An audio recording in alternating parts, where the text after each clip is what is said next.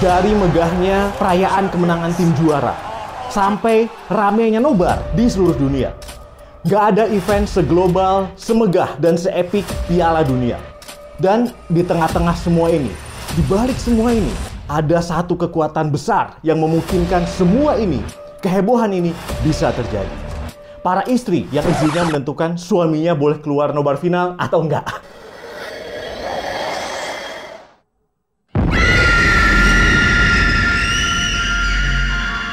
Oh, dan FIFA.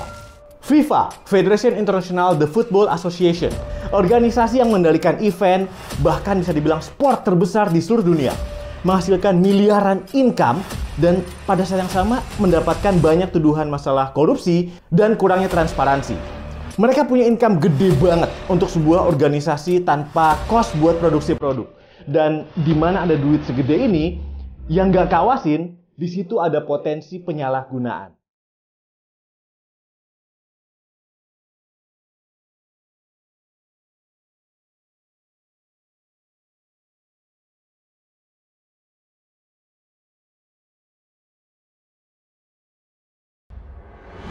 Di Dari Mana Duitnya kali ini, kita bakal ngebahas soal FIFA.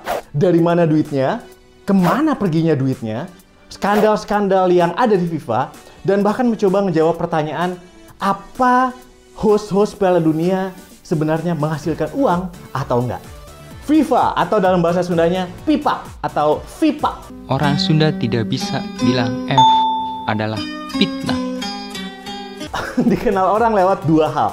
Organisasi sepak bola dunia atau game PS yang kamu mainin pas mudik lebaran buat nindas ponakan kamu di rumah.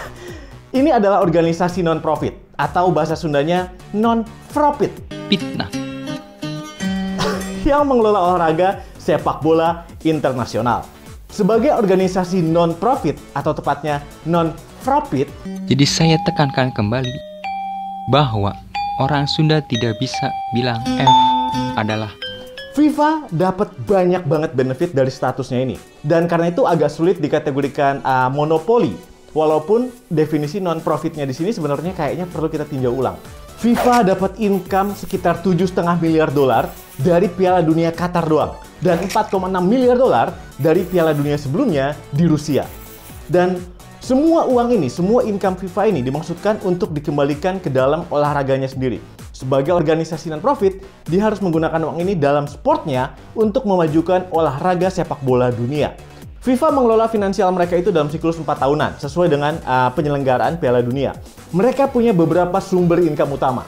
Pertama, yang terbesar dan paling penting adalah, ini adalah sumber income utama mereka, adalah TV broadcasting. Rights, hak untuk menyiarkan pertandingan sepak bola di Piala Dunia secara resmi di seluruh dunia.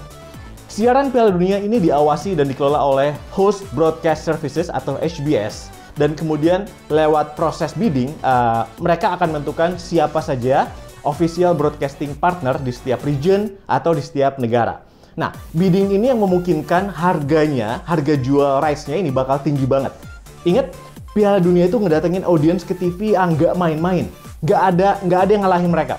Final Piala Dunia Qatar 2022 doang nih, finalnya doang ditonton sampai 1,5 miliar orang. Penduduk dunia aja cuma 8 miliar.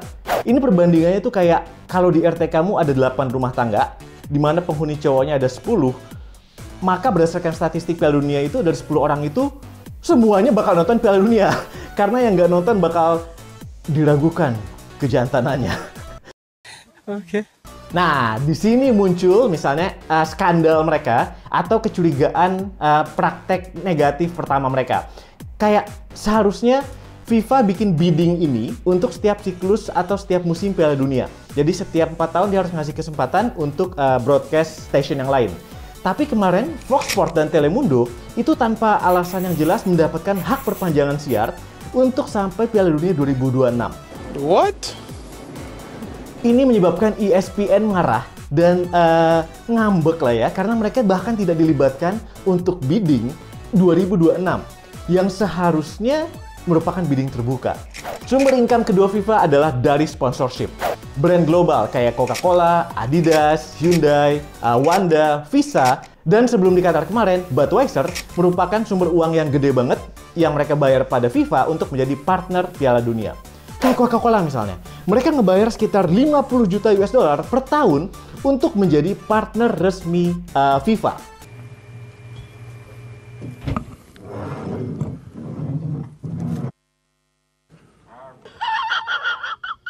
Biaya untuk menjadi partner resmi FIFA itu sekitar 25-50 juta per tahun, dan sekitar 10-25 juta untuk jadi partner resmi World Cup-nya, Piala Dunianya aja.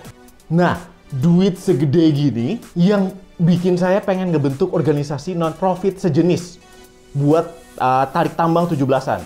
Yang mungkin bakal saya sebut Tajuk Internasional Talenta untuk Ikatan Tambang. Wait a minute! Sumber income ketiga buat FIFA tentunya adalah penjualan tiket.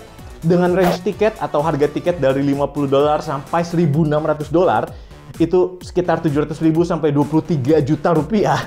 Dan tiket ini kemarin itu semua sold out, lebih dari 3 juta pembeli tiket. Jadi berikutnya kamu lihat acara FIFA dan kamu lihat teman kamu post selfie mereka di sana, kamu bisa mulai ngekategoriin teman-teman kamu ke dalam kategori teman. Mana teman 700 ribuan, mana teman 23 jutaan, dan mana teman yang selfie-nya secara mencurigakan. Kayak cuma di luar stadion, atau depan bendera, atau bahkan di depan ini. Berikutnya adalah branding dan licensing. Ini adalah sumber income berikutnya dari FIFA yang intinya mengizinkan pihak ketiga untuk memakai brand mereka di produk yang berhubungan dengan FIFA atau sepak bola. Yang paling dikenal buat ini adalah FIFA Video Game yang dibikin oleh EA. EA Sports, it's in the game. Mereka bayar sekitar 150 juta dolar setahun buat bikin game ini. Jadi jangan heran kalau misalnya setiap tahun EA ngeluarin game FIFA baru yang ternyata isinya cuma gitu-gitu doang, dan bahkan kadang-kadang nggak ada perubahan dari game tahun sebelumnya. Mereka udah kadung bayar, harus bikin dong. Ya kamu tau lah, kamu juga butuh game ini. Game ini ngasih kesempatan kamu buat ngebuktiin bahwa kamu itu masih fit dan kompetitif. Paling nggak jarinya. Karena ini satu-satunya sport yang bisa kita lakukan tanpa perlu ngelihat matahari. Selain itu, mereka juga ngejual brand dan licensing ini untuk dapat income dari merchandise dan produk-produk retail mereka. Dari kaos, jersey, jaket, dan sebagainya. Nah, sekarang setelah kita lihat semua sumber income-nya, kita bicara soal uang ini tuh dikemanain. Nah, di topik ini, semuanya jadi menarik. Karena terlepas dari banyaknya income ini, sekali lagi, 7,5 miliar dolar cuma dari World Cup Qatar kemarin doang. FIFA nggak ngeluarin jumlah uang yang bahkan mendekati jumlah itu. Yang pasti nggak dipakai buat budget security, karena perlu gue ingetin, ada kejadian kayak gini atau kayak gini. Lu ngapain? Lu nggak ada hubungannya dengan semua yang terjadi di lapangan.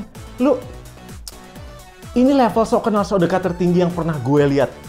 Melebihi bahkan level SKSD antara Trump dengan istrinya, Trump dengan anaknya, atau Trump dengan semuanya sih. Anyway, di Piala Dunia Qatar, FIFA bayar 1,7 miliar untuk ngecover biaya pelaksanaan dasar. Ini termasuk hadiah 440 juta dolar buat winning pool-nya, jumlah hadiah pemenangnya. Tim Argentina misalnya yang menang bakal dapat 44 juta dolar dari pool itu, termasuk 1,5 juta untuk setiap tim yang lolos penyisihan ke Piala Dunia. Dan itu jumlahnya masih sedikit banget. Sisanya, semua sisa revenue tadi 100% masuk kas dan saku FIFA. Nice. Dan inilah salah satu alasan kenapa FIFA jadi organisasi yang sangat kontroversial. Orang suka banget dengan bola, orang suka banget nonton bolanya, dengan sportnya. Tapi orang punya masalah dengan organizernya.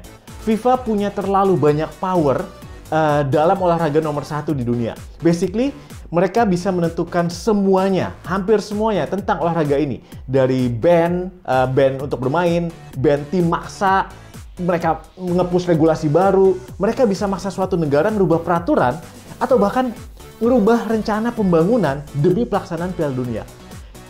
Ingat, ini adalah reaksi rakyat Brasil saat Brasil diumumkan jadi host Piala Dunia. Itu karena mereka tahu apa yang akan terjadi akibat keluarnya biaya gede mempersiapkan Piala Dunia. Dan mereka masih belum totally recover sampai bertahun-tahun. Bahkan sekarang pun efeknya masih kerasa.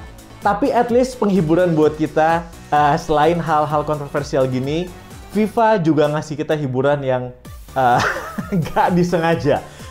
Kayak gini.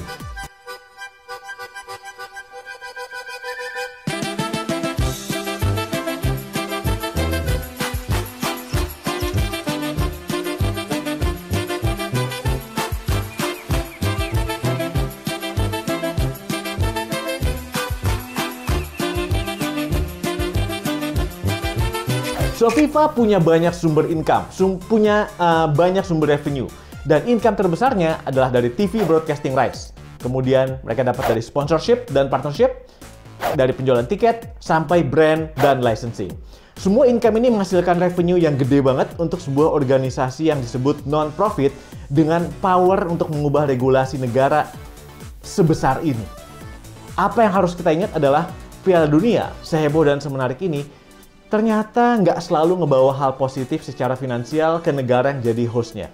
Mungkin kita perlu lebih ngawasin dan ngontrol sebuah organisasi internasional yang quote-unquote memonopoli salah satu sport terbesar di dunia. Dan quote-unquote merupakan organisasi non-profit paling profitable di dunia saat ini.